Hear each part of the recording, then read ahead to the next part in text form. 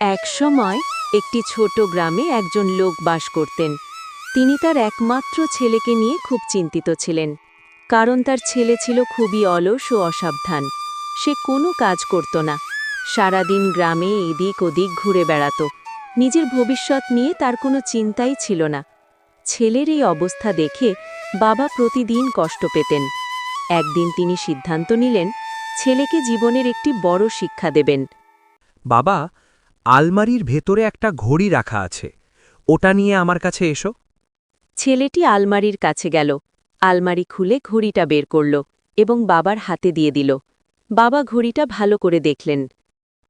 এখন এই ঘড়িটা বাজারে নিয়ে যাও, যার সাথেই দেখা হবে সবাইকে জিজ্ঞেস করবে তাদের মতে এই ঘড়িটার দাম কত। ঠিক আছে বাবা। ছেলেটি ঘড়ি হাতে নিয়ে বাজারে চলে গেল। সে একে একে অনেক লোককে ঘড়িটি দেখালো। এই ঘড়িটার দাম আপনার মতে কত? একজন বলল 500 টাকা, আরেকজন বলল 1000 টাকা, আর কেউ বলল 800 টাকা। সবাই আলাদা আলাদা দাম বলল, কেউই পুরোপুরি একমত হল না। শেষ পর্যন্ত ছেলেটি বাড়ি ফিরে এলো। বাবা, সবাই ঘড়িটার জন্য আলাদা আলাদা দাম বলেছে। কেউ বলেছে 500, কেউ 800, আবার কেউ 1000।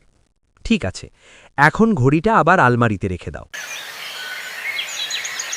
পরদিন বাবা আবার তার ছেলেকে ডাকলেন। আবার সেই ঘড়িটা নিয়ে এসো।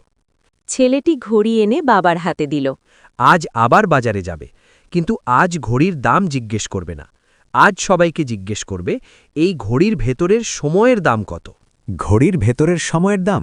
ছেলেটি কিছুই বুঝতে পারল না, তবুও বাবার কথা না অমান্য করে সে আবার বাজারে চলে গেল। এই ঘড়ির ভেতরের সময়ের দাম কত? লোকজন অবাক হয়ে তাকাতে লাগল। কেউ হাসল, কেউ বলল, এ কেমন বোকা প্রশ্ন। কেউ আবার তাকে তাড়িয়ে দিল। ছেলেটির মন খুব খারাপ হয়ে গেল, লজ্জায় তার মাথা নিচু হয়ে গেল। শেষে সে একটি ছোট দোকানের সামনে দাঁড়াল। দোকানে একজন বৃদ্ধ লোক ঘড়ি মেরামত করছিলেন।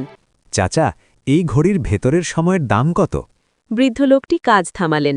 তিনি ছেলেটির দিকে তাকিয়ে মুচকি হাসলেন। বাবা, সময়ের কোনো দাম নেই। তুমি কোটি টাকা দিলেও জীবনের 1 সেকেন্ড সময় ফিরিয়ে কিনতে পারবে না। এই জন্যই সময়কে খুব যত্ন করে ব্যবহার করতে হয়। সময়ের একটা খারাপ দিক আছে, সময় চলে যায়, আর একটা ভালো দিক আছে, তুমি ঠিক করতে পারো এই সময়টা কিভাবে ব্যবহার করবে। ধনী গরিব সবাই দিনে 24 ঘন্টা সময় পায়, পার্থক্য শুধু একটাই, কে কিভাবে সেই সময় ব্যবহার করে। ছেলেটির চোখে তখন সত্যিটা ধরা পড়ল। তার ভেতরে একটা বড় পরিবর্তন হল। চাচা, আপনাকে অনেক ধন্যবাদ। ছেলেটি দ্রুত বাড়ি ফিরে এলো এবং বাবাকে সব কথা খুলে বলল। এটাই আমি তোমাকে বোঝাতে চেয়েছিলাম বাবা। সেই দিন থেকেই ছেলেটির জীবন বদলে গেল।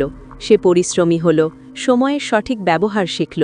বন্ধুরা, সময় বিনামূল্যে পাওয়া যায়, কিন্তু সময় অমূল্য। একবার চলে গেলে আর কখনো ফিরে আসে না। তাই সময়কে সঠিকভাবে ব্যবহার করো।